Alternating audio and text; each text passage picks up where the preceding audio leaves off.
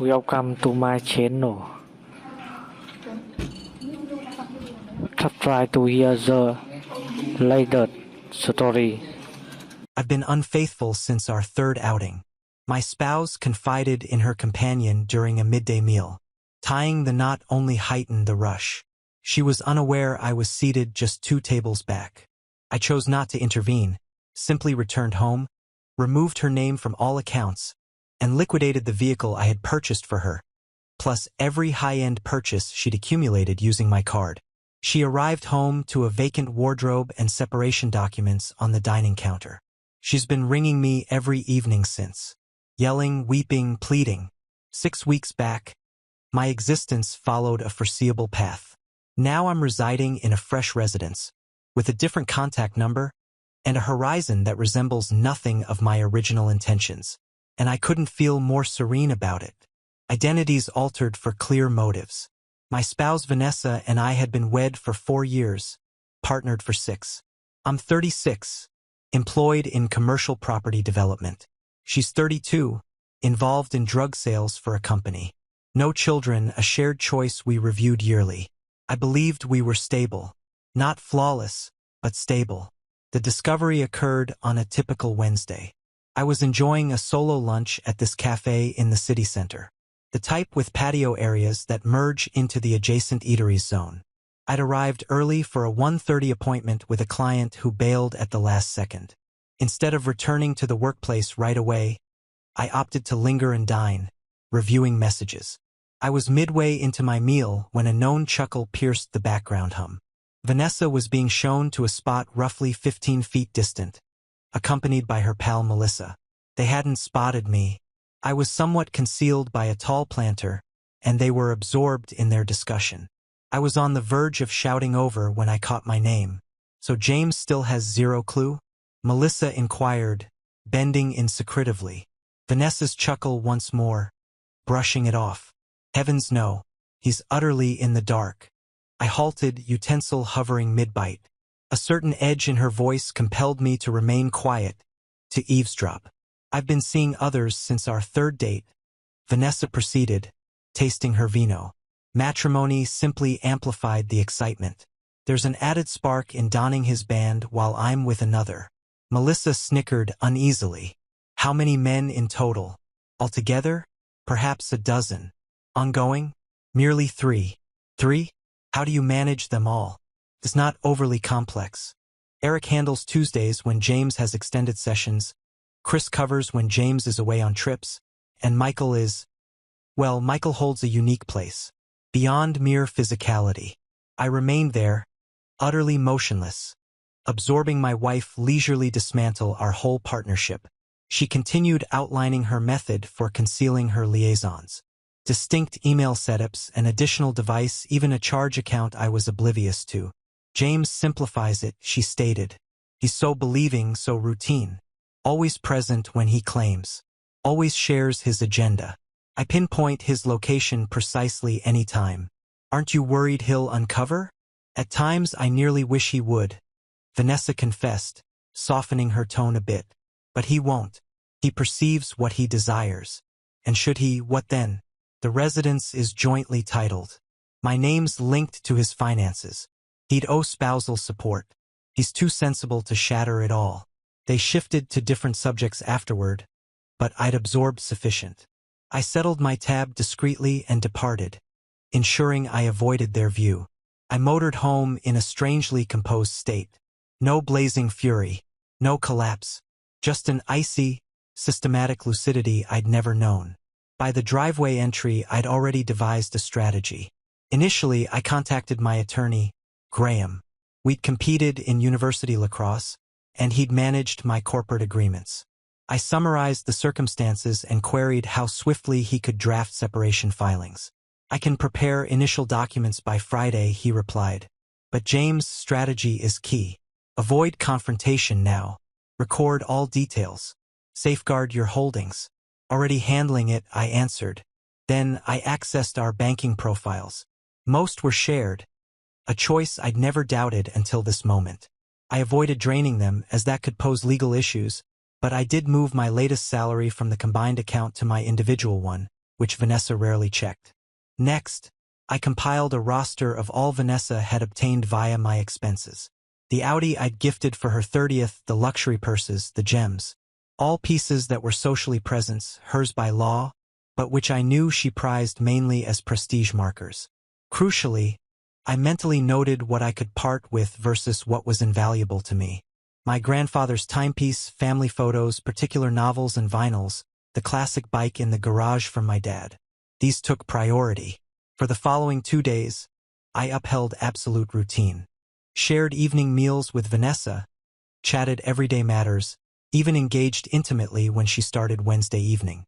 All while inwardly listing every falsehood, every urgent work call, every ladies' evening that now clicked into place. On Friday dawn, Vanessa departed for a seminar in the metropolis. A 3-day event that I now realized was probably with unique Michael. The instant her vehicle exited the drive, I mobilized. First, our financial institution. I eliminated Vanessa as approved on my main charge cards, those solely in my name. I couldn't alter joint ones yet without alerting, but I could block fresh charges on my solo accounts. Next, I phoned a colleague with a premium auto lot. Described needing to offload an Audi Pronto even below value. The vehicle was titled only to me, a present to Vanessa but mine legally. He consented to manage it all, no inquiries. Then I returned home and methodically gathered my vital and priceless belongings. Not all, as that might alert if she came back sooner, just the truly essential. These went to a storage locker I'd secured that morning. I reached a upscale resale boutique about the designer pieces Vanessa had amassed on my primary card. The proprietor, detecting urgency, visited that afternoon and offered reasonably for the collection. Purses, footwear, tagged unworn attire. All buys Vanessa had made, displayed once for social media, then stored away. By nightfall, I'd inked a half-year agreement on a flat across the area, equipped with essentials from a leasing firm. I'd arranged forwarding for my mail and updated all access codes. I'd withdrawn from our shared fitness club, media subscriptions, and vineyard membership. Graham delivered on initial separation docs. Not complete, as that required time, but sufficient to declare my resolve. I placed these centered on the dining counter with a short message. I know it all. Avoid contacting me. My attorney will reach out. The resale proprietor returned Saturday to retrieve the items. The Audi was hauled to my colleague's lot. I glanced around the residence once more, then secured the door and left my key within. By Saturday evening, I was installed in my new flat. I powered down my prior phone, enabled a fresh one with new digits, and awaited. Vanessa came back Sunday night, a day ahead of schedule. I know because our security system, which she ignored could be viewed remotely, recorded her entry. I observed on my computer as she stepped in, calling my name, noted her bewilderment at absent items, watched her hurry upstairs, then back to the dining area where she spotted the docs. Her expression shifted remarkably. Bewilderment to astonishment to scheming to dread. She dialed my phone instantly. Straight to message, she redialed repeatedly. Finally, she settled at the counter, scanning the papers, her look firming into fury mixed with alarm. The messages began around 8 p.m. Whatever you believe, it's incorrect. This is madness. We must converse. You can't simply vanish like this. It's immature. Please ring back. It's all a mix-up. By midnight, the shift. I aired some, but you're exaggerating. All I did stemmed from a void in us. You're discarding 6 years over triviality. Do you realize how many ladies would die for what I shared with you? I ignored each, just recorded them systematically. The following day, I attended work normally, briefed my superior on my plight, and asked Vanessa be barred from the premises. He concurred sans details. That afternoon, Graham phoned saying Vanessa had appeared at his firm, insisting on my location. He'd noted counsel communication was protocol in separations, especially with unfaithfulness. She'd exited tearful, but not before vowing to destroy me without direct talk. In ensuing days, Vanessa employed every coercion method possible. She contacted shared acquaintances, crafting a tale of my emotional collapse. She arrived at my folks' home. They declined her my new location. She even reported me missing, swiftly dropped when I addressed officers. 2 weeks on, she'd switched, leaving sorrowful messages of regret, offering anything for retry. When ineffective, she warned taking all in separation. By 3rd week, she alleged some absent items were priceless family keepsakes I'd thieved, which I had proofs for, and some fabricated. Through it, I stayed utterly mute. No replies, no interaction, nothing twistable or usable against me. Graham managed all, supplying infidelity proof as needed. The cameras had recorded her with men at home during my absences. Her spare phone, left in panic, added more evidence. The 6 weeks now. The separation advances well, relatively. The residence will sell, holding split per prenuptial she'd inked, skimmed lightly. She'll receive less than anticipated, but exceeding deserved. Vanessa still dials my former number nightly 11 p.m. to 1 a.m., yelling, weeping, pleading. I know via voicemails emailing to an account I review weekly. I skip listening now, just note occurrence and send to Graham. Last week, I encountered Melissa at a cafe. She seemed uneasy, but neared anyway. I'm regretful, she said plainly. If I'd realized you were there that day, you would have what? Queried. Alerted her? Aided the deception? Unsure, she confessed, but she's wrecked. Dropped pounds, frequent sick days. The drug firm eyes firing. I nodded, not concern but recognition. Deeds bear outcomes. As I departed, Melissa queried, ever consider second chance? The notion nearly amused me. Would you rely on one betraying 6 years? With a cheating framework? Risking your well-being with multiples?